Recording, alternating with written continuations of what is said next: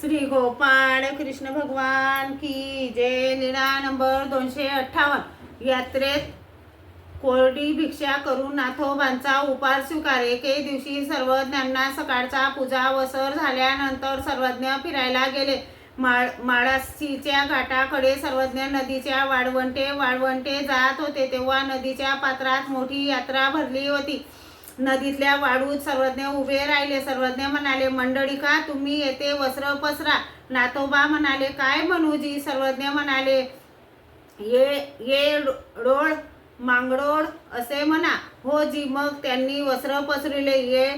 ये रोड मांगडोळ असे म्हणू लागले। तो अपूर्ण शब्द कोणी तांदूळ घालत, कोणी पीठ घाली, कोणी गहू घाली, कोणी पैसे सुपारी घाली असे एक पहर चालले। तो पाव येतो गाठोडेभर पदार्थ आले। मग गाठोडे बांधून मठात घेऊन आले, सर्वज्ञांना दाखवले। सर्वज्ञ म्हणाले, याची दिवशी करा। मग बायसांनी चांगले चांगले पदार्थ निवडले, त्यांचा सर्वज्ञांसाठी उत्तम प्रतीचा उपार तयार केला। बाकी अनेक प्रकारचे धान्य दळून त्यांची दिवशी केली। काही पैसे आले होते, त्यांची पालेभाजी पूजा द्रव्ये आणली। सर्वज्ञांपुरते तूप व इतरांसाठी तेल आणलेस। मग सर्वज्ञांना पूजा वसर झाला।